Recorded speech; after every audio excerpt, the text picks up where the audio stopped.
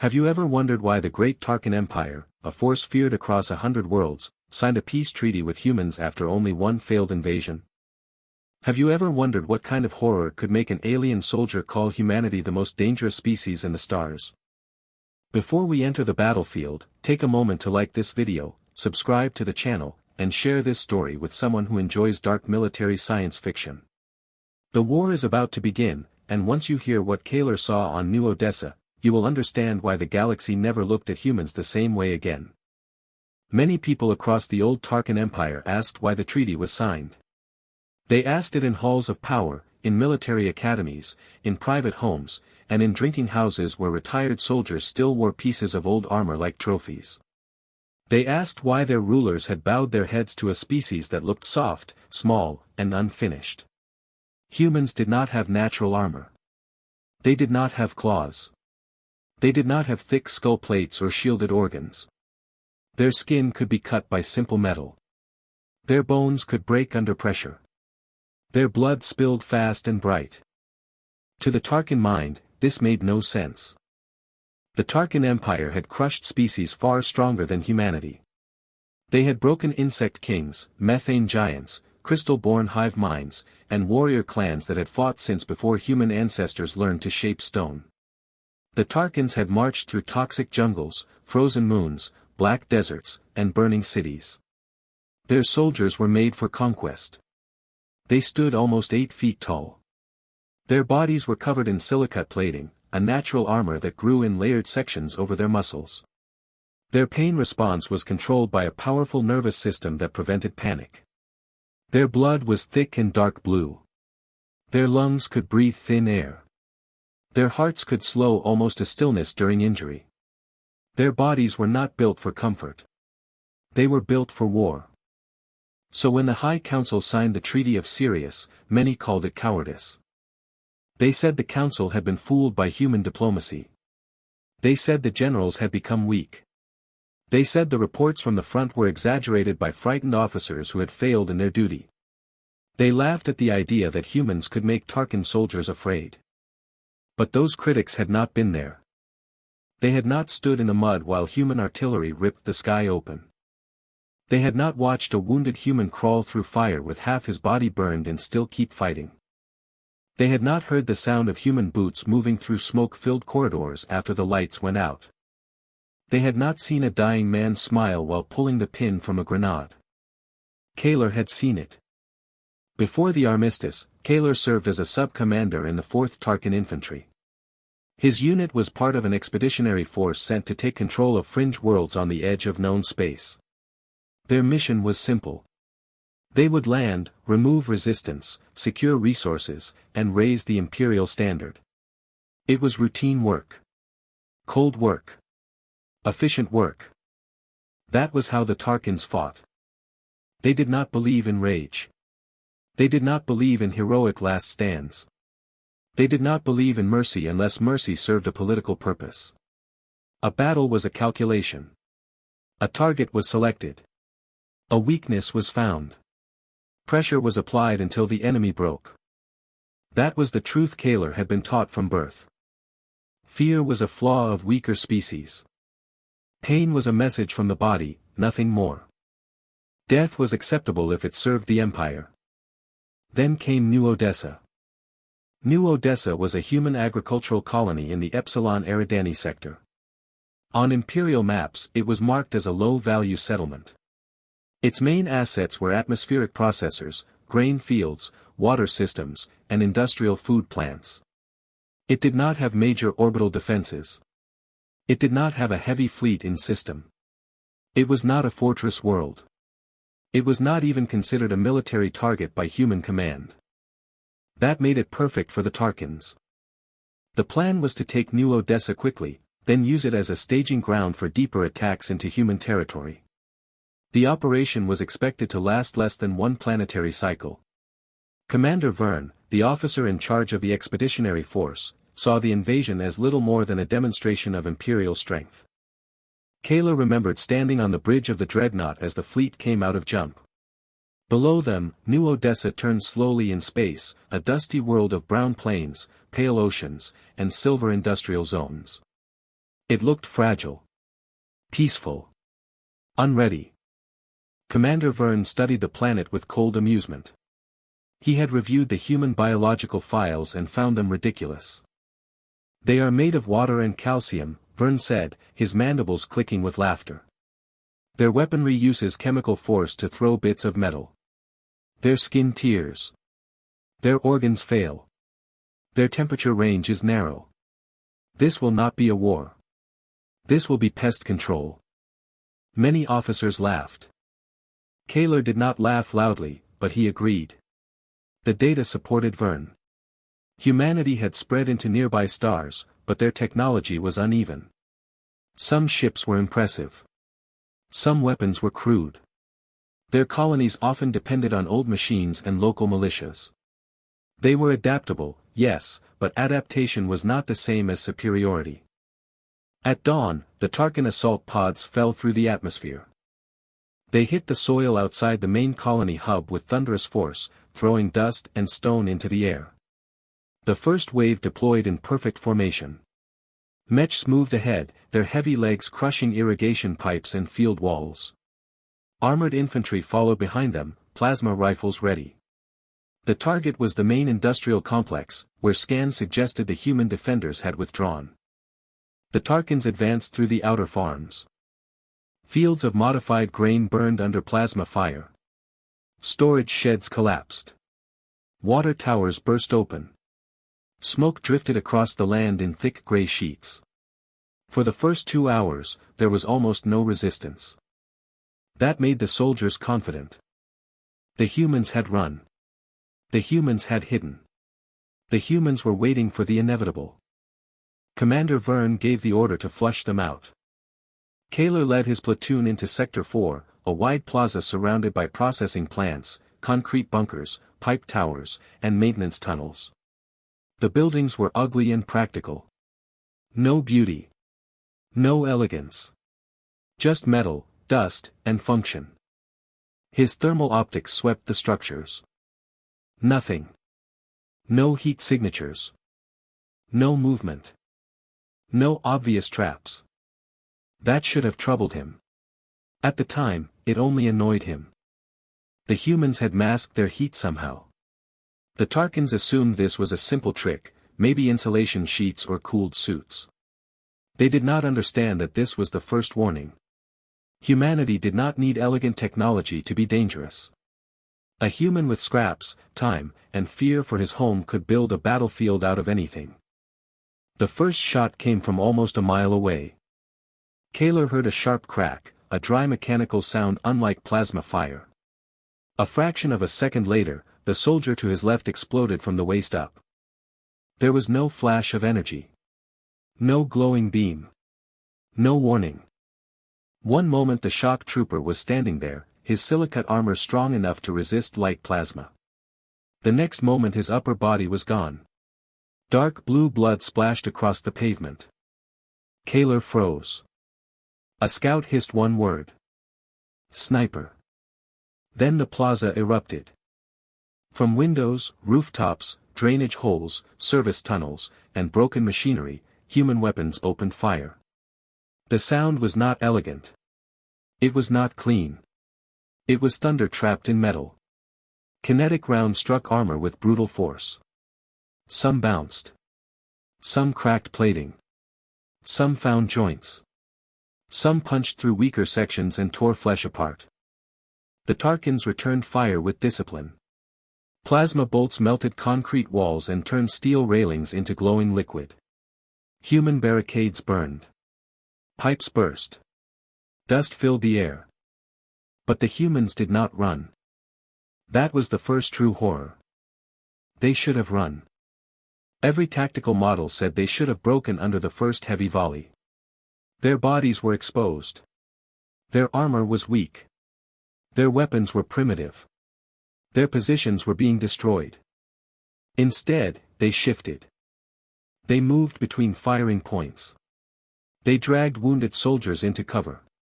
They fired from low angles. They used smoke, mirrors, heat shields, and decoys. They turned every corner into a threat. They had not hidden because they were afraid. They had hidden because they wanted the Tarkins inside the kill zone. Kaler saw one human clearly through the smoke. Later, captured records identified him as Private Jackson Cole. Cole was young, barely old enough by Tarkin standards to be trusted with a cleaning tool, much less a weapon. He was posted behind a concrete pylon with a heavy machine gun. When a plasma bolt struck near him, the heat burned through his shoulder. The wound was terrible. His arm should have become useless. His nervous system should have shut down from shock. Instead, Cole screamed. Not in fear. In anger. The sound was raw and animal. It cut through the battlefield, sharper than the gunfire. His burned arm hung at his side, but he did not drop the weapon. He braced the machine gun with his other arm and one knee. Then he fired again. His weapon hammered the plaza with such force that 3 Tarkin soldiers were torn open at the joints. Kaler stared at him. The human was badly injured. His body was damaged. He was losing blood. His pain response should have forced him down. But he had turned pain into fuel. Kaler did not understand it then. None of them did. They thought humans were fragile because they could be wounded. They had not yet understood the darker truth. Humans could be wounded and continue. By the end of the first engagement, the Tarkin advance had slowed. The outer sectors were taken, but not cleanly. The cost was wrong. Too many soldiers had fallen. Too many officers had died from unseen angles. Too many mechs had been disabled by mines hidden beneath farm roads. Commander Verne dismissed it as bad terrain. Kaler wanted to believe him. He told himself the humans had been lucky. He told himself the colony defenders had prepared the ground well. He told himself that once the Tarkins adjusted, the humans would collapse. But deep inside, something had changed. A small pressure had formed in his thoughts. Not fear yet. Something before fear. The first crack in certainty. If Kaler had known what waited in Sector 7, he might have begged Verne to retreat before the sun went down. He might have saved thousands of lives. But the Tarkin Empire did not retreat from farmers. Not then. Not before humanity taught them what farmers became when their fields were burning. The invasion entered its 3rd cycle, and the clean victory promised by Commander Verne became a grinding nightmare. The Tarkin force held the outer districts, but every street beyond them demanded blood. The humans never fought the way Imperial doctrine expected.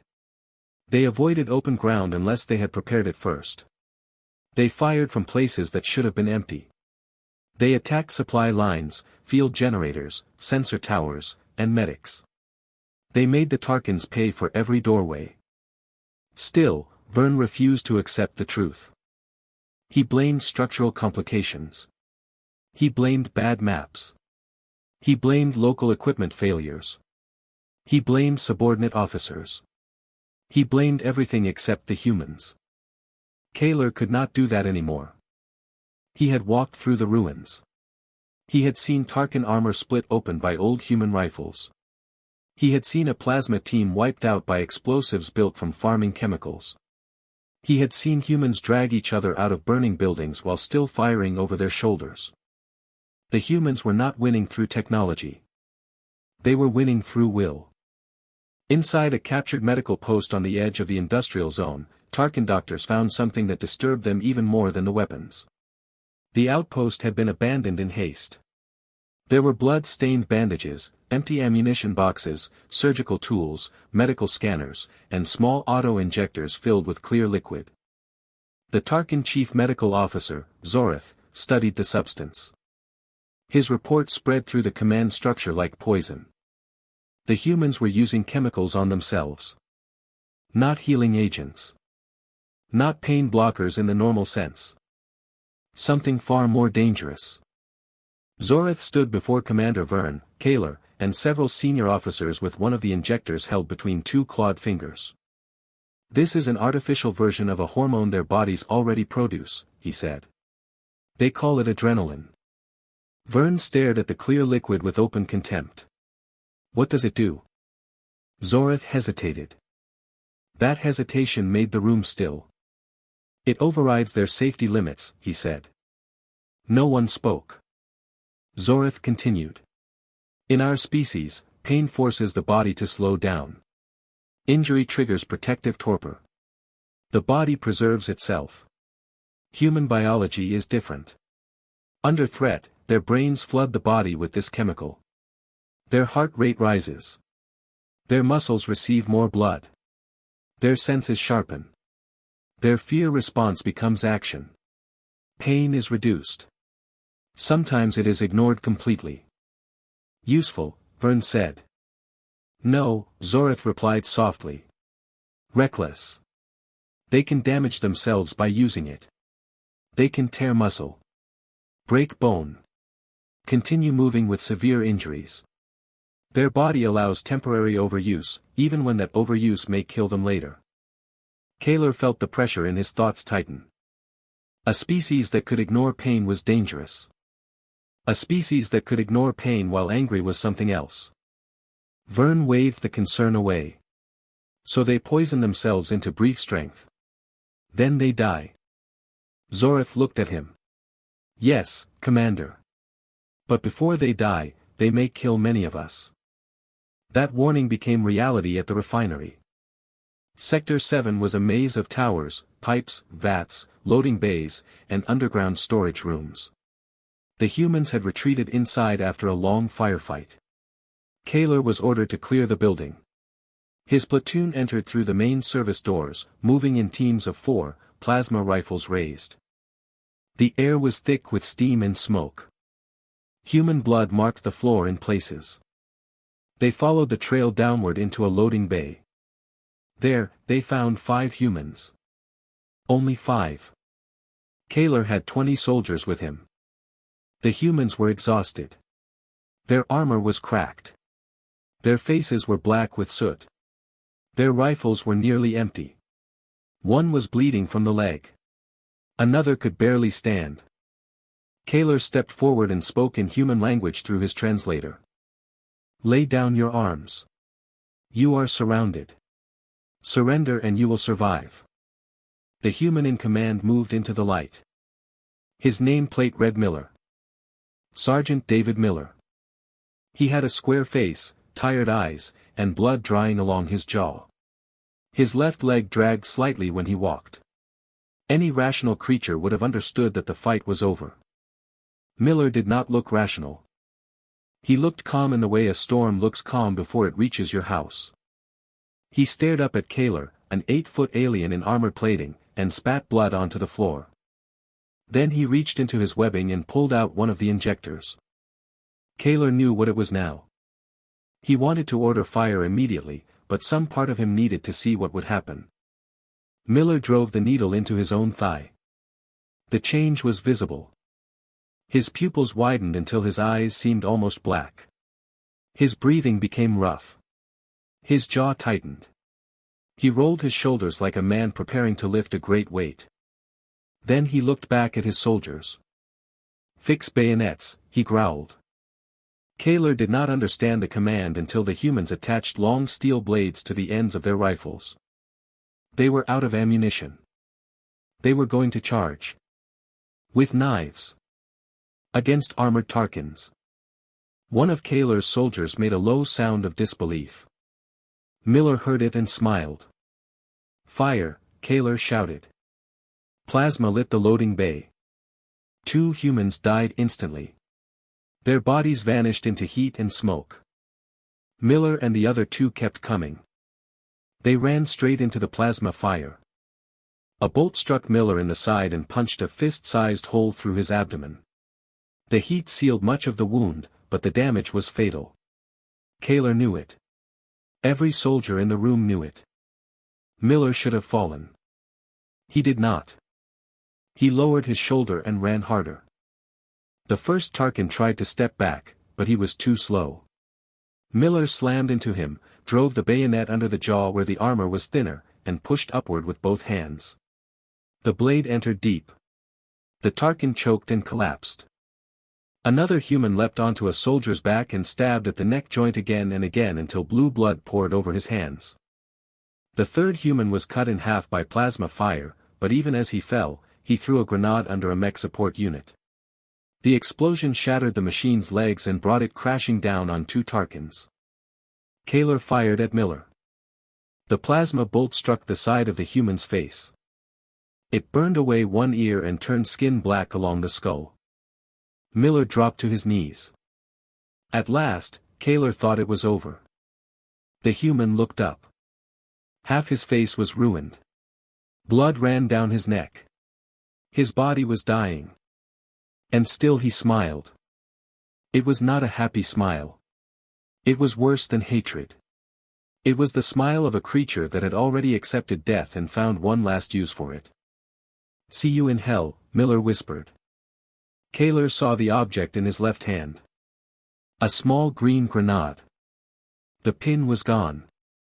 Kaler threw himself behind a steel support pillar as the explosion ripped through the loading bay. Metal fragments screamed through the air. Heat and pressure slammed into his armor. When the smoke cleared, Miller was gone. So were 2 more Tarkin soldiers. The humans had lost the room. The Tarkins had won. But Kaler stood there among the bodies and understood something that Vern still refused to see. Victory did not feel like victory when every human death became a weapon. Before Kaler's nightmare continues, press the like button if this battle already feels different from ordinary alien war stories. Subscribe for more HFY stories where humanity shows its real face, and share this video with someone who thinks humans in science fiction should never be underestimated. Night fell over New Odessa like a lid closing over a grave. The industrial zone was still burning. Orange firelight flickered through broken windows. Smoke rose from destroyed grain towers. Plasma scars glowed on concrete walls. Somewhere in the distance, a human machine gun barked in short bursts, then fell silent. The Tarkins had always loved the night. Their eyes could shift into infrared. Their hearing could catch movement through walls. Their soldiers were trained to hunt in darkness. On many worlds, night attacks had broken armies that survived daylight battles. Most species feared the dark. The Tarkins owned it. Humans should have feared it too. Their natural night vision was weak. Their bodies were loud. Their heat signatures were easy to track. Darkness should have belonged completely to the Empire. But humans did not treat weakness as surrender. They treated weakness as a problem to solve. After the refinery disaster, Kaler's reduced platoon was ordered to secure a hydroelectric dam above Sector 4. The structure controlled water flow to the lower valley and offered a strong view of the main roads. Commander Vern planned a large mechanized assault at morning. Kaler was to prevent human flanking attacks during the night. He took the assignment seriously. He placed sentries along the ridges. He positioned plasma teams behind concrete barriers. He set motion sensors across the slopes and ordered constant thermal sweeps. His soldiers were tired, but they were still professionals. They would hold. At 0200 hours, the atmospheric processors began a purge cycle. Thick fog rolled down from the hills. Cold moisture spread across the valley and wrapped the dam in white. The fog mixed with heat from damaged pipes and water runoff. Kaler's infrared display blurred. Shapes became soft. Hot and cold mixed together in ghostly patterns. A sentry whispered through the calm. Movement. Grid Alpha 6. Kaler looked. Nothing. Only fog. Confirm, he ordered. I cannot see it, the sentry said. But I heard metal on stone. The platoon went still. Then a voice entered their encrypted frequency. It was human. Calm. Female. Tarkin elements, this is Captain Sarah Jenkins of the United Earth Alliance. You are standing on private property. This is your final eviction notice. Kaler felt every muscle in his body tighten. They had broken into the comm network. Before he could order a trace, the sky screamed. At first, he thought it was some kind of aircraft. Then the sound grew sharper, faster, louder. It was a tearing whistle, a falling shriek. The first artillery shell struck 50 yards away. The world became white pressure. The explosion threw Kaler into the mud. His armor struck stone. His ears rang. Dust and concrete fragments hammered his back. Before he could rise, another shell landed. Then another. The humans were not aiming at individual soldiers. They were erasing the entire area. Kaler had never faced artillery before. The Tarkans considered it crude. Why fire unguided explosive shells when orbital lasers and plasma lances could strike more cleanly? Now he understood. Clean weapons could be predicted. Clean weapons could be blocked. Artillery did not care. It turned air into a fist.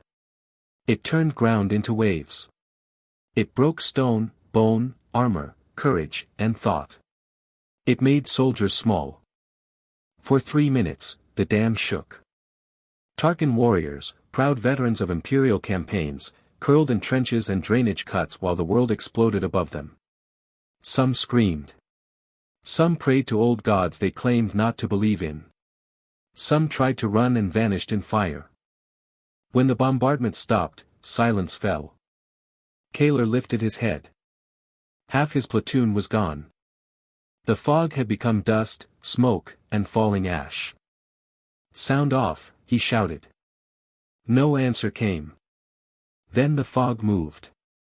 Humans emerged from it. They had advanced during their own bombardment. Kaler could not understand it. They had climbed the muddy slope while shells fell close enough to kill them. They had risked their own lives to get near the Tarkan position while the defenders were stunned. A suicidal tactic. A perfect tactic. They came covered in mud to hide their heat. Their weapons were raised. Their steps were controlled. No wild shouting. No panic. They were not berserk animals. That would have been easier to understand. They were disciplined. That was worse. At the front was Captain Sarah Jenkins, rifle in hand, blood running from a cut on her cheek. Beside her moved a large soldier carrying a heavy rotary cannon. Behind them came human infantry with shotguns, rifles, grenades, and medical packs. They opened fire at close range. The dam became a slaughterhouse. A Tarkan warrior lunged through the fog, only for a human medic to shatter his knee with a shotgun. The medic had a red cross painted on his helmet. Later Kaler learned his name was Michael O'Connor. O'Connor stepped over the fallen alien and fired a flare into the chest of another attacker. The flare burned bright red, lighting the fog like the inside of a furnace. In that red light, Kaler saw the humans clearly. They were outnumbered. They were wounded. They were cold, tired, and filthy. And they were winning. Kaler called Commander Verne. "We are being overrun at the dam. Request orbital support." Static answered first. Then Verne's voice came through, strained and shaken. "Negative. We cannot provide support. The humans are in the valley." Kaler stared downward. Through breaks in the fog, the main Tarkan camp glowed with explosions. The attack on the dam was not the true objective. It was a distraction. A second human force had moved through flooded drainage tunnels under the valley. While the Tarkans watched the hill, Lieutenant James Mitchell and his squad had entered the command camp. They did not fight the Mechs. They did not waste time on heavy infantry. They went straight for the anti-orbital battery generators. Then they blew them apart. One by one, the batteries went dark. Kaler looked back at Captain Jenkins. She was not looking at him. She was looking up. The clouds parted. Lights appeared in the sky. Not stars. Thrusters. Human drop ships were entering the atmosphere. The anti-orbital defenses were gone. The human reinforcements had a clear path down. Kaler suddenly understood the shape of the trap. Jenkins had attacked the dam to pull attention upward. Mitchell had cut the valley open from below. The artillery had hidden the movement. The fog had blinded Tarkan sensors. The humans had turned weather, water, mud, explosives, and their own bodies into parts of one machine. A machine built to kill invaders. The first drop ship screamed overhead and poured cannon fire into the Tarkin camp. Kaler dropped his plasma rifle. He fell to one knee in the mud. For the first time in his life, he understood fear. Not danger. Not caution. Fear. A deep knowledge that the thing in front of him was not weaker than him. It had only looked weaker because he had not yet made it angry enough to show its real shape. By dawn, the valley was lost. The expeditionary force that had landed with perfect confidence was now scattered, broken, and hunted. Kaler gathered what remained of his platoon. Out of 80 soldiers, barely 30 could still move. Their armor was cracked. Their weapons were low on charge. Their bodies needed torpor, but there was no time. The order came from Vern. Full retreat to the Axiom. The Axiom was a grounded heavy cruiser that served as the planetary command center. Its hull was thick enough to resist most local weapons.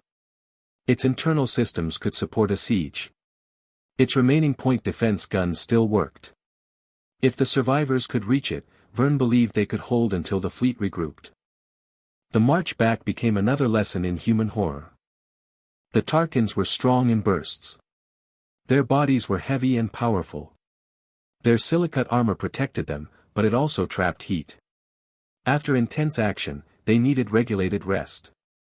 They needed torpor to repair nervous strain and flush waste from the muscles. Humans did not seem to obey that rule. They followed. Not fast. Not loud. Always there. A human ranger squad led by Staff Sergeant William Bradley shadowed Kaler's column through burning agricultural forests. Bradley did not force a direct fight.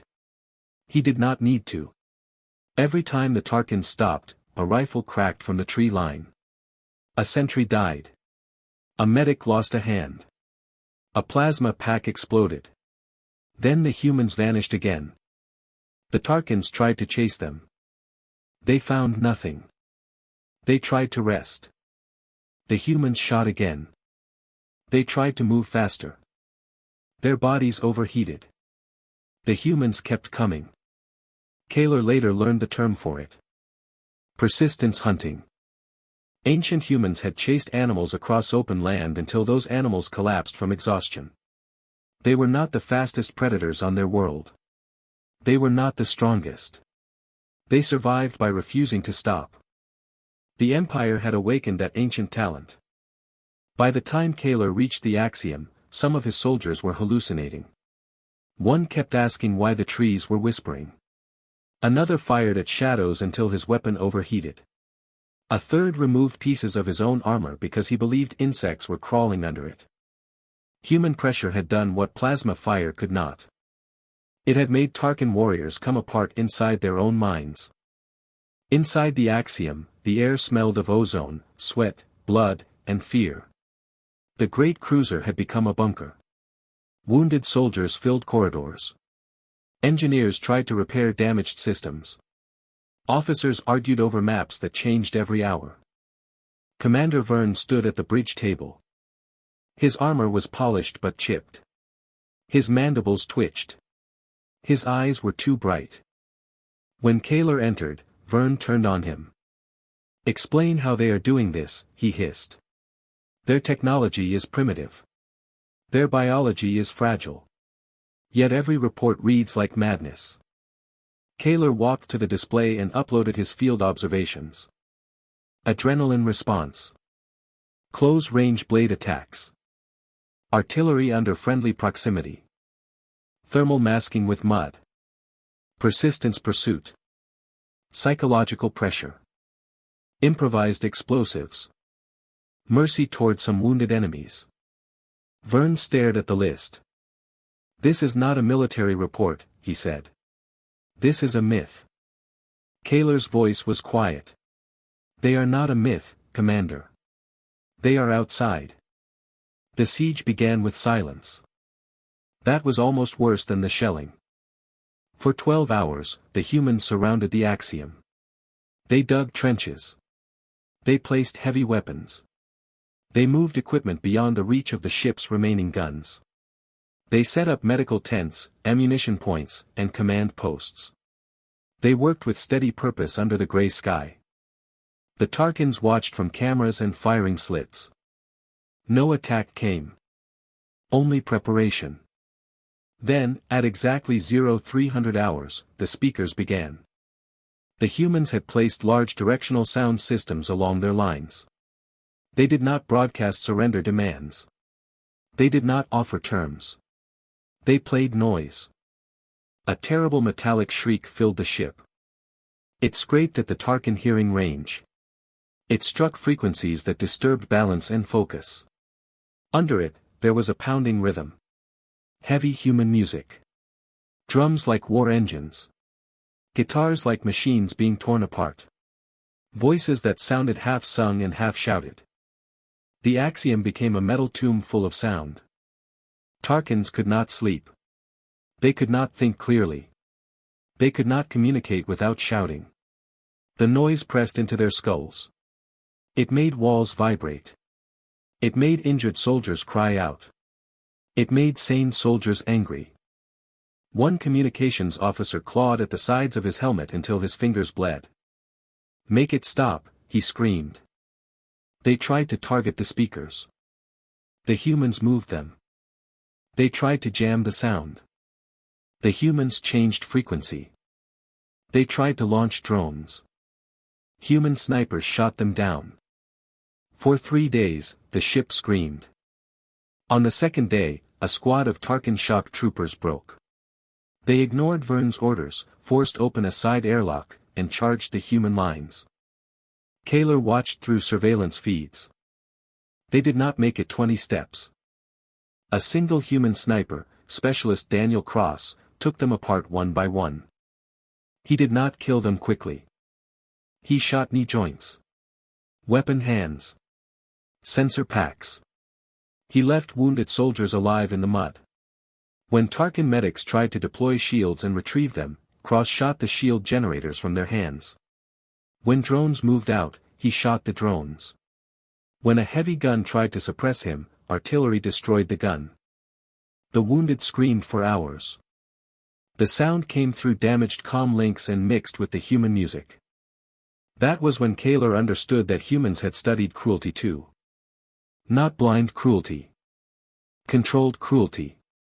They knew how to break the mind before breaking the door. On the 4th day, the noise stopped. The silence that followed felt alive. Every Tarkin in the ship waited. Kaler stood guard near the secondary reactor access. His body ached from lack of torpor. His eyes burned. His thoughts moved slowly. The quiet pressed harder than the sound had. Then Vern's voice came over the internal system. "All hands. They have breached the outer hull. Sections 4, 7, and 9 are compromised. Defend the core." The humans had used the noise as cover. While the ship shook with sound, they had crawled through mud and debris, placed shaped thermite charges on weak hull points, and blown their way inside. The fighting in the Axiom was unlike anything in Tarkin doctrine. Their weapons were designed for open battlefields. Clean lines. Strong formations. Long sight ranges. Humans loved corridors. They entered smoke-filled passages with shotguns, rifles, flashbangs, breaching charges, and blades. They moved fast, spoke in short commands, and cleared every corner with terrifying patience. Right clear. Push forward. Watch the hatch. Frag out. A small cylinder bounced around the corner near Kaler. He remembered Miller's grenade and threw himself behind a bulkhead. But it was not a fragmentation grenade. It was a flashbang. The blast did not tear him apart. It did something worse. White light overloaded his vision. Sound smashed into his ears. His balance disappeared. His superior senses, the gifts of a predator species, became open wounds. Kaler fell blind, deaf, and helpless. Hands grabbed him. Someone kicked away his rifle. As his vision returned in painful spots, he found himself kneeling before a human officer in heavy armor. Her name was Lieutenant Abigail Foster. Beside her stood Sergeant Gregory Hale with a shotgun pointed at Kaler's chest. Kaler waited to die. He had ordered humans killed. He had served the invasion. By Tarkin law, the victor had the right to remove the defeated. Foster did not fire. She switched her speaker to Tarkin language. "Throw your weapon away," she said. "Do it now and you live." Kaler stared at her. "Why?" Hale gave a rough laugh and said in English, "Tell him dead prisoners cannot carry wounded." Foster ignored him.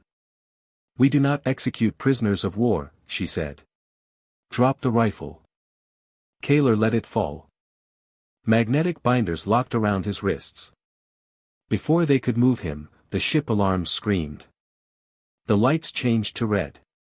A calm automated voice spoke. "Reactor overload initiated. Containment failure in 4 minutes. Authorization, Commander Verne." Kaler's blood turned cold. Verne was going to destroy the ship. Not to win. Not to save his soldiers. To avoid shame. The blast would kill every surviving Tarkin aboard, every human boarding team, and everyone in the valley around the ship. Foster saw Kaler's reaction. "What is happening?" Kaler forced the words out. "The commander has started a core breach. The ship will explode." Foster did not panic. She tapped her comm command, "This is Alpha. Enemy has initiated reactor overload. 4 minutes to critical." A voice answered. "Pull out now." Foster looked down the corridor, then toward the reactor direction. "Negative," she said. "If this blows, it takes the medical tents and half the valley. We stop it here." The command voice became harder. "Lieutenant, confirm your intention." "We are stopping it." She cut the line. Then she grabbed Kaler by the armor and pulled him up. "Where is Verne?" "The bridge," Kaler said. "But the blast doors will be sealed. You cannot open them in time." Foster looked at Hale. Hale loaded his shotgun. "Then we open them ugly." They dragged Kaler through the red-lit corridors. Bodies lay everywhere. Human and Tarkin. Smoke curled along the ceiling. Somewhere below, the reactor began to thrum louder. At the bridge doors, Kaler saw what he expected. Sealed Durac steel. Foster looked at him. "Can you override this?" "It needs my handprint and the retinal scan of a senior engineering officer." "We do not have one," Foster said. Hale looked down the corridor. There were dead Tarkin officers nearby. Without speaking, he ran to the bodies. He found an engineering officer by the orange plating, drew a combat knife, and removed one eye with quick, brutal efficiency. Kaler watched, horrified. Hale returned and held the bloody eye near the scanner. "Hand," he said. Kaler placed his bound hands against the pad. The scanner flashed green. The locks released. The bridge doors opened. Commander Verne stood at the main console with his hands near the manual control levers. His mandibles flared when he saw them. "Traitors," he spat. "You will die with the Empire." He drew a ceremonial plasma pistol. He never fired. Specialist Samuel Norton stepped into the doorway and fired a burst from his rifle. The round struck Verne in the shoulder and thigh. The commander spun and crashed to the floor. Foster pointed at the console. "Cancel it." Kaler moved before he could think. He did not care about honor anymore. He did not care about imperial pride. He wanted the reactor stable. He wanted the valley alive. He wanted the humans not to have a reason to become even worse. His hands flew over the interface. He vented plasma into external heat sinks. He forced dampening rods back into place. He killed the overload command. The red lights flickered once, twice, then returned to blue. The alarms died. Kaler slumped against the console. Verne lay bleeding on the floor, eyes burning with hatred. "You think you have won," Verne hissed. "You are savages. You use mud, noise, blades, and crude weapons. You have no honor. Foster looked at him for a long moment. Then she opened a pouch on her gear. Kaylor expected a knife. Instead, she pulled out a sterile bandage and a canister of biofoam. Hold him down, she said. Hale pinned Vern to the deck. Foster knelt beside the commander who had ordered the invasion, the same commander who had tried to kill his own soldiers rather than surrender. She packed the wounds and sealed the bleeding with steady hands. Vern stared at her in confusion. What are you doing? He gasped. Let me die. Foster stood. No, she said. You do not get that escape. You will live. You will face trial. You will remember this. Kaylor watched her. And something inside him broke open. The truth was not that humans were cruel. Cruelty was common. The Empire was cruel. Many species were cruel. The truth was that humans could become monsters, then stop. They could charge into fire with blades. They could bomb their own positions. They could hunt enemies until their minds snapped. They could tear open a warship with thermite and shotguns. Then, when the shooting ended, they could kneel beside the enemy and stop him from bleeding to death. That was not weakness. That was control. And control over savagery was far more frightening than savagery itself. Take a breath here and hit subscribe if you want more stories where aliens learn that humanity is not powerful because it is perfect, but because it knows exactly when to be gentle and when to become the nightmare. Like the video if Foster's mercy felt colder than any execution, and share it with a friend who loves brutal science fiction with meaning behind the fire. The days after the fall of the Axiom changed Kaylor more than the battle itself. He had expected execution. All Tarkins expected execution after defeat. In the Empire, prisoners were symbols of failure. They were worked to death, displayed, traded, or killed. Captivity was not mercy. It was humiliation. When Kaylor was marched out of the cruiser in magnetic binders with hundreds of surviving soldiers, he prepared himself for the end. He imagined firing lines. He imagined trenches. He imagined public death beneath human banners. Instead, the humans led them to a medical camp. The camp stood near the same dam where Kaylor's platoon had been shattered. White tents covered the valley floor. Portable lights glowed.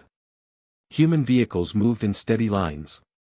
Medics walked quickly from patient to patient.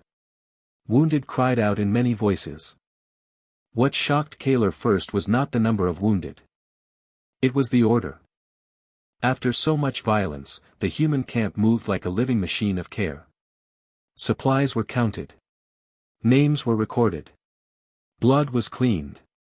Bandages were changed. Doctors gave commands. Soldiers obeyed.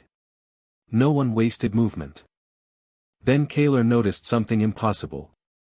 The wounded were not separated by species. On one cot lay a human soldier missing a lower leg. His face was pale. His hands trembled. On the next cot lay a Tarkin heavy gunner with cracked armor and burned flesh exposed beneath it. A human doctor moved between them. Her name tag read Dr. Evelyn Reed. She checked the Tarkin first. Not because he was important. Because his wound was worse. Kaylor watched her and could not speak. Human medics had built a crude fluid mix safe enough for Tarkin blood chemistry. They flushed burned tissue. They removed metal fragments. They injected local anesthetic.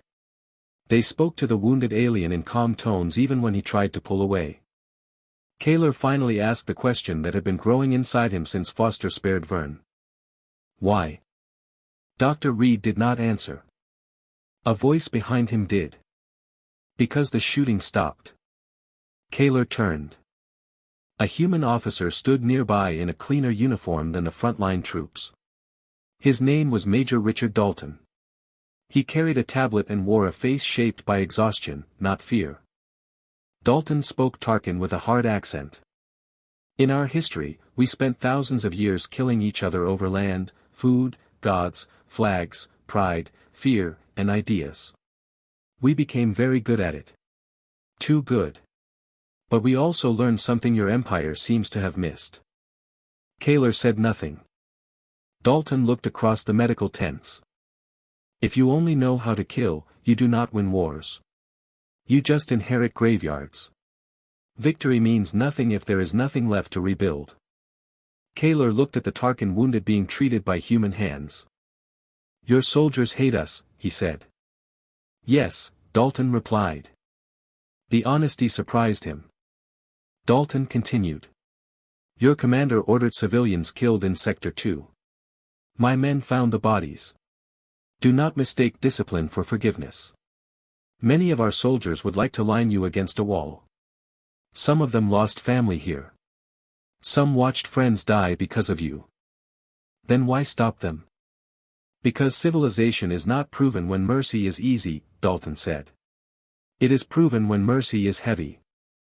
Kaler did not understand how to answer. He had believed civilization meant order, conquest, obedience, strength. Humans seemed to believe civilization meant choosing what kind of monster not to become.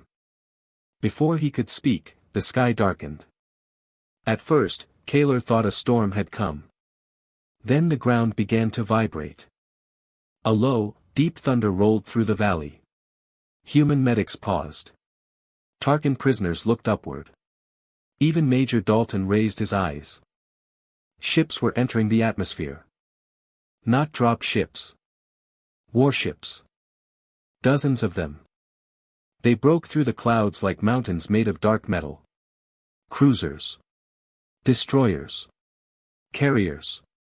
Ships with rail guns, missile racks, point defense webs, thick armor, and engines bright as suns. They filled the sky until daylight dimmed beneath them. At the center of the formation came a giant supercarrier. Its name was painted across the hull. UEA Washington. Kaler stared. His mind resisted what his eyes saw. The force above New Odessa was not a relief group. It was not a patrol. It was not colonial defense. It was a true military fleet, and every vessel looked more dangerous than anything the colony had used during the invasion. Your reinforcements, Kaler whispered. Dalton nodded. Third Fleet. They arrived from Sirius. Slip travel takes time. Kaler turned slowly toward him. The question came out almost too soft to hear. If your fleet has only now arrived, then who have we been fighting? Major Dalton looked at him. For the first time, there was something like cold pride in his eyes. New Odessa is an agricultural colony, he said. You have been fighting local security, farm guards, planetary militia, and one underfunded reserve infantry regiment that was waiting for transport. Kaler felt the world tilt. 5,000 elite Tarkin vanguard troops. Mechs. Plasma artillery. Orbital assets. A dreadnought. A grounded command cruiser. All of it had been broken by farmers, guards, and reserves. Dalton pointed up at the fleet. That is the real human military. That is what your empire called down on itself. Kaler could not look away from the ships. Every battle suddenly changed meaning in his mind. The dam. The refinery. The ambushes. The artillery. The siege. The human forces he had feared were not the blade of humanity. They were the hand that grabbed a farm tool when wolves came through the gate. The real blade had just arrived. That night, Kaler did not sleep. He sat in a guarded prisoner area beneath a temporary shelter while rain tapped against the canvas. Around him, Tarkin survivors whispered in broken voices. Some still cursed the humans. Some blamed Vern. Some claimed the fleet in the sky was a bluff. Kaler knew better. He had seen enough. A human guard stood nearby, rifle across his chest. He was young. Younger than Cole had been, maybe. His face was tired, and there was dried mud on his boots. Kaler spoke quietly. Why are you not afraid of us? The guard glanced at him. I am afraid, he said. Kaler blinked. You admit this? The human shrugged. Of course. You still fight? Yes. Why? The guard looked toward the dark fields beyond the camp. My sister lives in Sector 6. My mother works in the water plant. My father is buried on a hill outside town. You came here. There was no one else to stop you. It was so simple. No imperial doctrine. No warrior code. No glory. You came here. There was no one else. That sentence stayed with Kaler longer than any threat. The next morning, human intelligence officers questioned him. They did not torture him. They did not starve him. They gave him water adjusted for Tarkin chemistry and food he could digest. They asked about command structure, fleet codes, invasion plans, and imperial politics. Kaler answered more than he had intended. Not because he had been broken by pain. Because he had been broken by truth. The Empire was not prepared for humanity. Not militarily. Not morally. Not psychologically. A species that only understood dominance could not easily predict a species that fought for love, memory, duty, anger, survival, pride, guilt, and hope all at once. Humans were not simple. That was their danger. Later that day, Kaler was taken to see Commander Vern. Vern was alive. He lay in a secured medical bed, his wounds sealed, his limbs restrained, his rank stripped from the data panel above him. Human guards stood at the door. A medical monitor tracked his heartbeat. Vern turned his head when Kaler entered. His eyes burned with hate. You told them, Vern said. Kaler looked at the commander who had once seemed unbreakable. I told them enough. You shame the Empire. No, Kaler said. You did that when you tried to kill your own soldiers. Vern's mandibles twitched. Better death than surrender. Kaler stepped closer. I believed that once. And now? Kaler looked through the window at the medical camp where humans treated Tarkin wounded. Now I think surrender is sometimes the first honest thing a soldier can do. Vern laughed weakly. They have made you weak. Kaler did not answer at once. Then he said, no. They made me afraid. There is a difference. Vern turned away. Kaler left him there. A few hours later, Major Dalton told Kaler that the human command had a proposal. They wanted him to act as a liaison. A witness. A messenger. He would be sent back to the Tarkin home world under guard to explain what happened and support the opening of armistice talks. At first, Kaler thought it was a trick. Dalton was clear. We can destroy your forward forces, he said. The fleet above us is ready. But a wider war will kill millions, maybe billions. We would rather not do that. Kaler studied him. You would spare the Empire? Dalton's face hardened. No. We would spare the people trapped inside it. That was another human distinction Kaler found difficult. To the Tarkins, Empire and people were one. To humans, a government could be guilty while ordinary lives still mattered. It was confusing. It was dangerous. It made them harder to hate. And that, Kaler began to realize, was one of their strongest weapons. If you are still listening, this is the moment to support the channel. Hit the like button for stories that mix battlefield terror with real emotional weight. Subscribe so the next tale from the stars finds you first, and share this with someone who understands that the scariest humans are not the ones who love war, but the ones who end it on their own terms. Kaler returned to Kalen Prime not as a conqueror, but as a warning. The human diplomatic ship that carried him was not large, but it was escorted by 2 destroyers. The message was clear. Humanity wanted talks, but it was not begging for them. During the journey, Kaler was allowed limited movement under guard. He expected insults from the human soldiers. He expected threats. Some looked at him with hatred, yes, but most simply watched him. They did not speak unless required. They did not boast. They did not mock him. That unsettled him. Tarkin celebrated victory loudly. They carved names into stone. They displayed captured weapons. They forced prisoners to kneel in public. Humans cleaned their rifles, checked their wounded, wrote reports, mourned their dead, and prepared for the next battle. Their restraint felt heavier than pride. One evening on the ship, Kaler passed an open mess area under escort. Several human soldiers sat together in silence. One held a small photograph in both hands. Another had his head bowed. A third quietly wiped a knife clean, not with anger, but habit. Kaler recognized Lieutenant Foster among them. She looked up and saw him. For a long moment neither spoke. Then Kaler said, "Your Commander Verne lives because of you." Foster's expression did not change. "I know. He would not have spared you." "I know."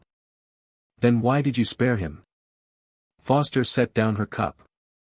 "Because he does not get to decide who I am." The word struck Kaler harder than any blow. He thought of Miller charging with a grenade. Jenkins standing in red flare light. Cole firing through pain. Dr. Reed treating enemies. Dalton speaking of heavy mercy. Again and again, humans refused to fit into one shape. They were rage and restraint. Vengeance and law. Memory and mercy. Kaler had spent his life judging species by what they were forced to be. Humans seemed obsessed with what they chose to be. When the ship reached Kalen Prime, the High Council demanded a formal report. The council chamber was carved from black silicate stone and rose like a cathedral of conquest. Banners from conquered worlds hung along the walls. Statues of old war leaders watched from high alcoves. The elders sat above the central floor, their armor polished, their eyes cold. Kaler stood alone in the center. He wore no battle honors. No ceremonial blade. Only plain gray prisoner liaison cloth and the scars of New Odessa. The council expected excuses. Kaler gave them evidence. He began with the first ambush. Footage from Sector 4 appeared above the floor. The council watched human muzzle flashes erupt from windows and drainage points. They saw Tarkin soldiers fall. They saw Cole, his arm burned and useless, keep firing until his weapon smoked. A council elder leaned forward.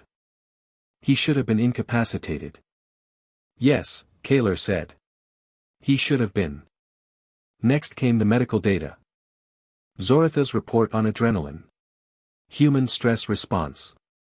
Chemical self-enhancement. Pain suppression. Muscle overdrive.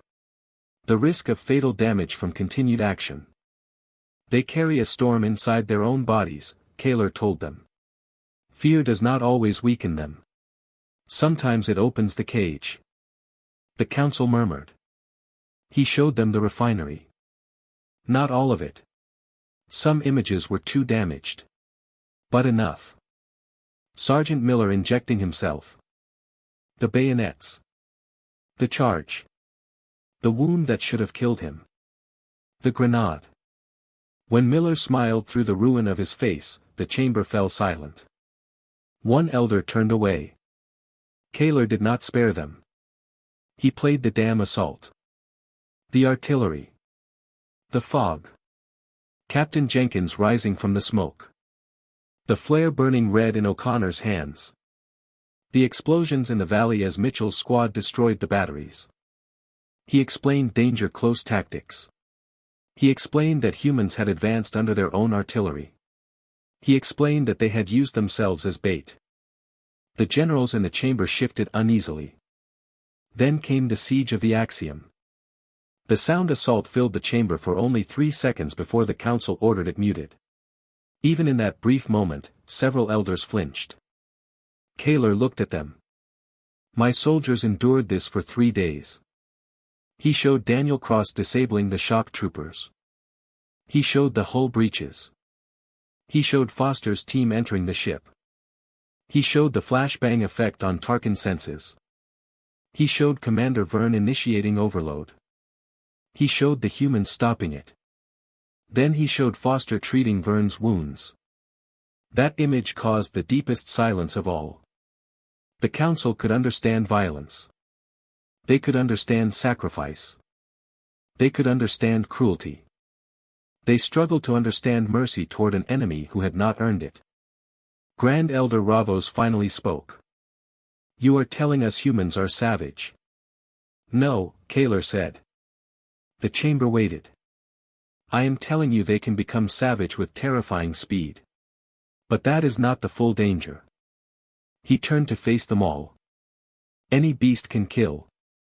Any empire can burn a city. We have done both. Humanity is different because their savagery is not mindless. They can unleash it, shape it, direct it, and then lock it away again. They can hate you and still treat your wounds. They can destroy your army and still feed your prisoners. They can fight like demons and then demand a trial instead of revenge." Ravos narrowed his eyes. "You admire them." Kaler felt the truth of that and did not deny it. "I fear them," he said. "That is more useful." He brought up the final image. The sky over New Odessa, filled with the United Earth Alliance Third Fleet. Gasps moved through the chamber. Kaler let them look. Then he spoke carefully. "The force we fought on the ground was not their main military. It was colony militia, local guards, and reserve infantry. We did not face the storm. We faced the people who hold the door until the storm arrives." No one spoke. Kaler continued. "If we continue this war, we will lose fleets. We will lose worlds. We will lose soldiers faster than we can replace them. But worse than that, we will lose the story we tell ourselves about who we are. We believe we are the apex predators of the galaxy. New Odessa proved we are not." An elder slammed a claw against the stone. "One colony does not decide the fate of an empire." "No," Kaler said. "But one colony showed us the pattern. Humans are not dangerous because they cannot be killed. They can be killed. I saw many die. They are dangerous because death does not always stop them from completing the task." He paused. "And because after they win, they will remember whether we forced them to become monsters." The chamber remained silent for a long time. Then the political arguments began. Some wanted total war. They said humanity had humiliated the Empire and must be punished. Some demanded a new fleet strike before humans gathered more strength. Some accused Kaler of cowardice. Some called the reports human manipulation. But others saw what he saw. The Empire's forward forces were exposed. Human fleets were moving. Other conquered species had already heard whispers of New Odessa. If the Tarkans threw themselves into a long war and failed, rebellion would spread through the Empire like fire through dry grass. 30 cycles later, the Treaty of Sirius was signed. The Tarkan Empire ceded the Epsilon Eridani sector. It withdrew expeditionary forces. It dismantled several forward bases. It paid reparations to New Odessa. Commander Verne was handed to a human tribunal for war crimes, where he was tried, convicted, and imprisoned. Many Tarkans hated the treaty. They called it shame. Kaler called it survival. He knew what the proud voices in the capital did not. Pride sounds very brave in a warm room far from artillery. In the years after the treaty, Kaler was asked many times why he supported surrender. His answer changed depending on who asked. To politicians, he spoke of fleet losses and strategic risk. To generals, he spoke of human tactics and biological unpredictability. To scholars, he spoke of moral duality. But when young soldiers asked him, he told the truth. He told them about the mud. He told them about the smell of burned grain. He told them about a human private who kept firing with one working arm. He told them about a sergeant who turned his own death into a grenade blast. He told them about a captain who attacked through her own artillery. He told them about a sniper who broke mines without wasting bullets. He told them about a doctor who saved the enemy. He told them about the fleet that arrived after the battle was already won. And then he told them the most important thing. Never mistake softness for weakness. Because soft things can bend. Soft things can absorb impact. Soft things can wrap around a blade and hold it still. Humans were not armored like Tarkans. They did not need to be. Their armor was not on their skin. It was in the part of them that refused to stop caring even after pain had given them every excuse to quit. Kaler saw that as the true horror. Not that humans could kill. Everyone could kill. The horror was that humans could be hurt deeply and still choose purpose. They could be afraid and still move. They could be angry and still follow law. They could be merciful without being weak. They could be kind without being harmless. That combination made them impossible to categorize. The galaxy had many predators. Humanity was something older. Something born from hunger, weather, family, firelight, loss, and stubborn hope. They were the species that looked at a hopeless situation and asked one question. What can we still do? On New Odessa, that question destroyed an invasion. Much later, after the treaty, after the trials, after the Empire had stopped pretending the defeat was a temporary embarrassment, Kaler returned to New Odessa as part of a diplomatic memorial delegation. The planet looked different. The fields had begun to grow again. New grain pushed through soil that had once been black with ash. The industrial plants had been rebuilt in simpler shapes. The dam still stood, though parts of it had been left scarred on purpose. The humans said some wounds should remain visible so future generations would know the cost of peace. Kaler walked through the memorial garden near Sector 4. Names were carved into dark stone. Human names. Tarkin names too. That startled him. He stopped before one marker that carried the names of soldiers from both sides who died during the Axiom reactor incident. Foster had insisted on including the Tarkin engineers who helped stabilize damaged systems after the overload was stopped. Kaler did not know what to feel. A human child, maybe 8 years old, stood nearby with her mother. The child looked up at Kaler with wide eyes. She had likely never seen a Tarkin outside history lessons. "Were you in the war?" she asked. Her mother quickly pulled her back, embarrassed. Kaler lowered himself slowly so he did not tower over the child. "Yes," he said. "Were you bad?" The question was simple. Painfully simple. Kaler thought of burned farms. Dead civilians. Vern. Miller. The dam. "Yes," he said at last. "I was." The child considered this. "Are you still bad?" Kaler looked toward the memorial stone. "I am trying not to be." The child nodded as if this was acceptable. Then she handed him a small paper flower and ran back to her mother. Kaler held it carefully between his armored fingers. It weighed almost nothing. That was the second time humanity frightened him in a way he could not explain. The first time had been Miller's smile. The second was a child offering forgiveness without understanding how much it cost.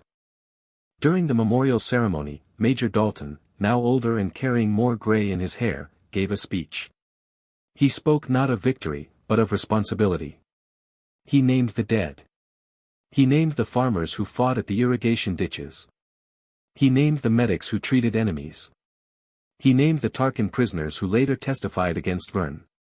He named Kaler too, not as a hero, but as a witness. When Kaler was invited to speak, he almost refused. Then he stepped forward. He looked out at humans, Tarkins, and representatives from other worlds who had come to study the peace. "I was taught that strength is the power to force others to kneel," he said. "On New Odessa, I learned that strength is also the power to stand up when kneeling would be easier. I learned that courage is not the absence of fear. Humans proved that to me. They were afraid. They fought anyway." The crowd was silent. Kaler continued.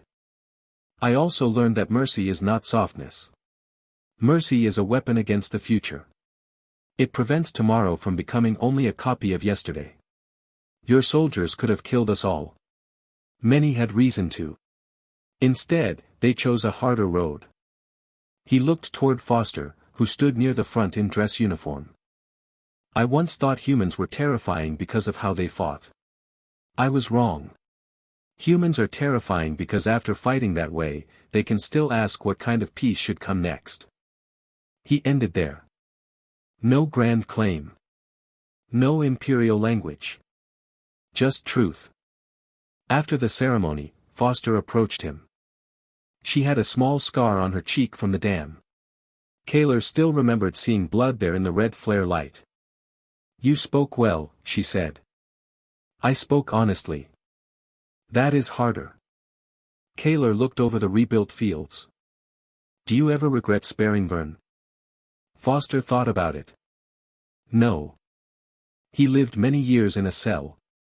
Yes. Some would say death would have been cleaner. It would have been, she said.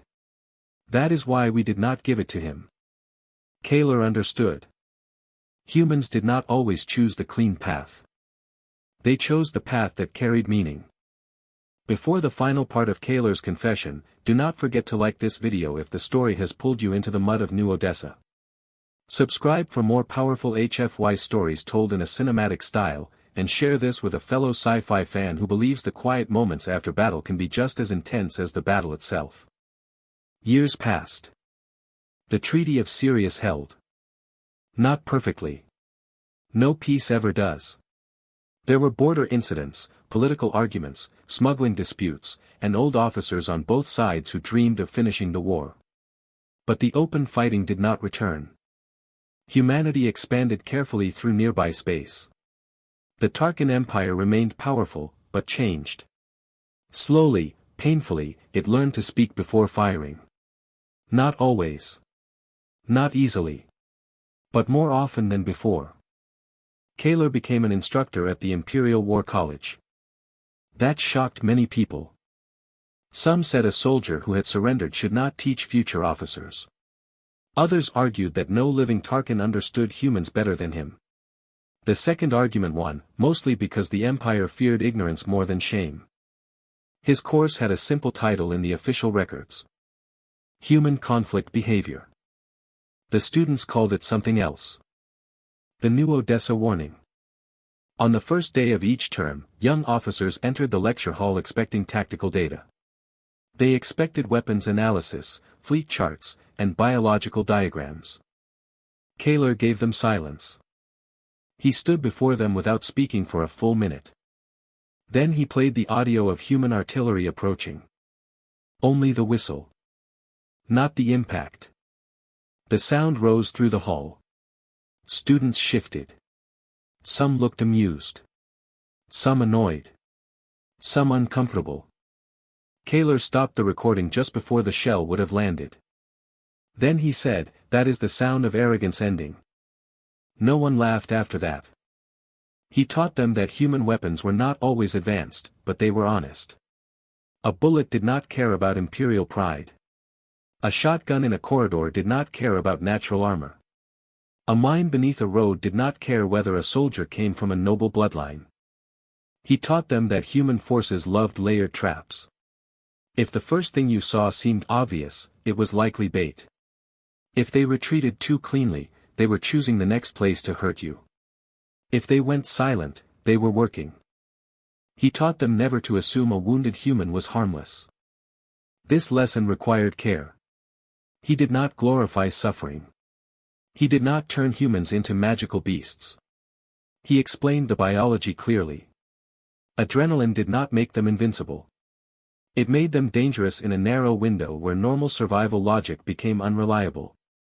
A human could be dying and still complete an action. A human could be terrified and still charge. A human could be out of ammunition and still become a weapon. He also taught them never to assume mercy meant weakness. That lesson was harder for Tarkin students. They understood violence. They respected it. But mercy looked to them like failure to exploit advantage. Kaler showed them the medical camp. Dr. Reed treating a Tarkin gunner. Foster bandaging Vern. Dalton speaking of civilization. Then he asked his students, which is more dangerous, an enemy who kills because he cannot control himself, or an enemy who chooses not to kill because he can? Most did not answer. The intelligent ones looked troubled. Those were the ones Kaler trusted. One day, a young officer named Sereth challenged him. "Sub-commander," she said, still using his old rank out of respect, "you speak as if humans are superior." Kaler looked at her. "No. You make them sound unbeatable." "No. Then what are they?" Kaler considered the question. "Humanity is not unbeatable," he said. "That belief is another form of arrogance. Humans can lose. Humans can panic. Humans can be cruel, foolish, divided, and blind. I saw their dead. I heard them cry. I watched them make mistakes." Sereth frowned. "Then why did we lose?" "Because we fought the version of humanity we imagined, not the version standing in front of us." That answer stayed in the Academy records. It later became required reading. In private, Kaler wrote a longer account. Not the official report. Not the cleaned version approved by diplomats. A personal confession. He wrote about fear. He wrote about shame. He wrote about the moment he first realized the humans at New Odessa were not trying to survive until rescue. They were trying to make the invaders regret every second until rescue.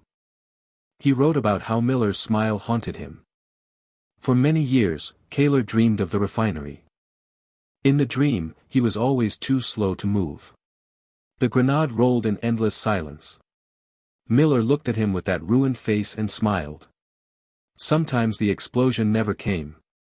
Sometimes it came again and again. Sometimes Miller spoke, but the words changed. Not, "See you in hell." Instead, he said, "You came to my home."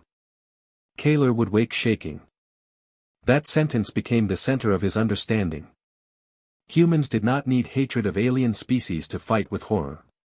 They did not need conquest. They did not need glory.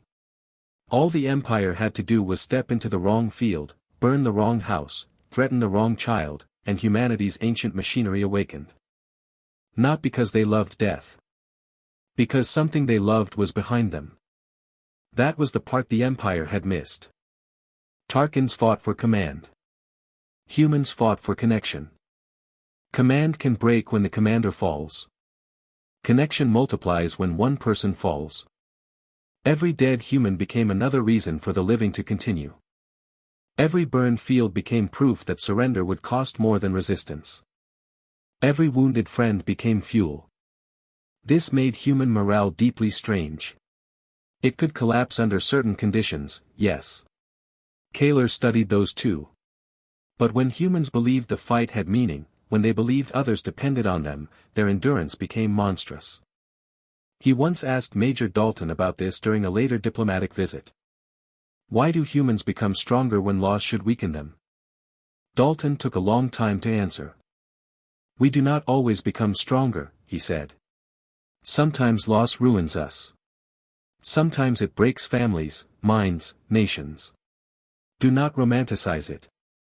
I am trying to understand it. Dalton nodded. Then understand this. We are not strong because pain helps. Pain is pain. We are strong because sometimes we decide the pain must not be the end of the story. Kaler wrote that down. He never forgot it. The galaxy began to learn the same lesson. After New Odessa, other powers re-evaluated humanity. Some approached with respect. Some with caution. A few with predatory interest, believing the Tarkin defeat was exaggerated. One pirate coalition tested a human mining station near the Outer Belts. They expected a quick raid. They found miners with drilling lasers, pressure suits, cargo haulers, and a deep hatred of anyone who threatened their families. The coalition lost 3 ships and 200 raiders before a human patrol even arrived. A slave guild attempted to seize a medical convoy. The convoy's escort was small. The nurses aboard armed themselves. The guild ship was later found drifting, its boarding party dead in corridors, its engines disabled, its surviving crew locked in their own holding cells. A border prince tried to kidnap a human ambassador. The ambassador's driver turned a ground car into the prince's palace gate at full speed, survived with 2 broken ribs, and held the kidnappers at gunpoint until security arrived. Stories spread. Some were exaggerated. Some were false. Some were completely true. Humans became surrounded by rumor. They were called death walkers, mercy beasts, soft demons, oath carriers, blood singers, and the children of Earth's long hunger. Humans mostly found these names embarrassing. That made the rumors worse. Because nothing unsettles a warrior species more than discovering that the terrifying legend they fear is just a tired human drinking coffee and asking when the meeting starts. Kaler found human normal life even more disturbing than human warfare. He visited Earth once as part of a peace delegation. He expected a fortress world. He expected military parades and armed towers. Earth had those things, but it also had parks, music, markets, crowded trains, old people feeding birds, children arguing over games, cooks shouting in restaurants, and artists painting walls. This was the cradle of the species that had broken his army. Not a death world in the simple sense. A living world. Storms, oceans, deserts, forests, disease, predators, cold, heat, hunger, and competition had shaped humans, yes. But so had lullabies. So had morning rituals. So had shared meals. So had stories around fire. Their violence came from life, not separate from it. That was why it had weight. One evening on Earth, Kaler stood before an ocean for the first time. The water moved endlessly beneath a gray sky. Beside him, Dr. Evelyn Reed watched the waves. "You look disturbed," she said. "I am thinking." "About what?" "Your species came from this." She smiled faintly. "Among other things. It is loud." "Yes. It never stops moving." "No." Kaler watched waves strike rock and break apart, only for more waves to follow. "I understand you better now," he said. Dr. Reed laughed softly. "Because of the ocean?" "Yes." The waves kept coming. Again and again. Not invincible. Not unbreakable. Simply returning. That, Kaler thought, was humanity. The years made him old. His silicate plating dulled. His joints stiffened. His once powerful frame slowed. But his memories stayed sharp. Especially New Odessa. Especially the mud. Near the end of his life, Kaler recorded a final statement for the archives. By then, humans and Tarkans were not friends exactly, but they were no longer enemies. Trade existed. Joint patrols existed. Student exchanges existed. Even mixed memorial services existed, though older veterans on both sides still found those difficult. Kaler sat before the recorder in a quiet room. No armor. No rank markings. Only an old soldier with a voice roughened by time. He began with the same question others had asked for decades. Why did we sign the treaty? He leaned closer. Because we looked at humanity and finally understood that the universe had produced something we had no category for. He paused to gather breath. We thought armor made us strong. Humans showed us that the will to stand while afraid is another kind of armor. We thought pain was a command to stop. Humans showed us that pain can become a warning, a memory, a promise. We thought mercy was weakness. Humans showed us that mercy after victory is one of the highest forms of power. His eyes shifted slightly, as if seeing New Odessa again. I watched humans die. I watched them kill. I watched them save enemies. I watched them cry over their dead and feed prisoners who had burned their homes. I watched them become terrible, then become gentle. That is why we surrendered. Not because humans were stronger in every way. Not because their weapons were always better. Not because they could not be defeated. He took another breath. We surrendered because we realized that defeating them would require becoming worse than them, and even then, we might fail. For a long moment, he said nothing. Then he continued. Do not call them soft. Soft skin still covers a beating heart, and a beating heart can drive a body through hell. Do not call them fragile. Fragile things can cut when broken. Do not call them primitive because their weapons throw metal. A stone in the right hand can change history. He looked directly into the recorder. And above all, do not go to their homes unless you are prepared to meet every version of them. The farmer. The medic. The mother. The mechanic. The frightened child grown into a soldier. The tired officer with mercy in one hand and fire in the other. The dying man with a grenade. The doctor with a bandage. The fleet in the sky. His voice lowered. The Tarkins were predators. We hunted the weak. We believed the stars belonged to those willing to take them. His eyes closed for a moment. Humanity was different. Humanity was not merely a predator. Humanity was an immune response. Hurt one part, and the whole body awakened. Threaten one home, and strangers crossed the dark between stars to answer. Spill blood in their fields, and they remembered. Surrender, and they treated your wounds. Continue, and they erased you. Kaler opened his eyes again. That is the horrifying reality of humans in battle. Not that they are cruel. Not that they are fearless. Not that they are unkillable. The reality is worse. He leaned back. They are afraid, and they come anyway. They are hurt, and they stand anyway. They are angry, and sometimes they still choose law. They can hate you enough to destroy your army, then understand justice well enough to keep you alive for trial. The recording remained silent for several seconds. Then Kaler gave his final words. If you meet humans in peace, honor it. If you meet them in trade, deal fairly. If you meet them in grief, stand quietly beside them. But if you meet them in war, remember New Odessa. Remember the mud. Remember that their bones break, their blood spills, their lungs burn, and their hearts fail. He paused. Then remember that none of those things stopped them. The recording ended there. Today, in the military academies of many worlds, New Odessa is studied not as a story of human victory, but as a warning against arrogance. The lesson is not that humanity is perfect. Humans would be the first to reject that. They fight among themselves. They make terrible mistakes.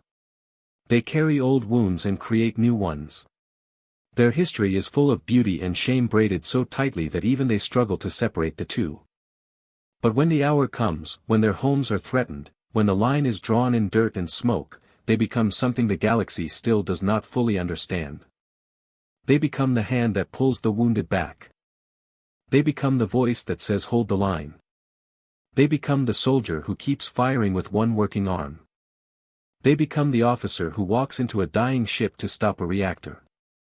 They become the doctor who saves an enemy because the shooting has stopped. They become the fleet that arrives after farmers have already taught the invader regret. And somewhere in the quiet halls of old Tarkin history, beneath stone banners and records of conquest, there is a simple human phrase carved in both languages. You came to our home. Under it, another line was added many years later. So we showed you who we are. If this story made you see humanity differently, tap the like button before you leave.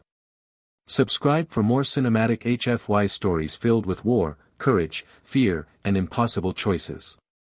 Share this video with a friend who loves alien survival stories, and write in the comments which species should make the mistake of challenging humanity next.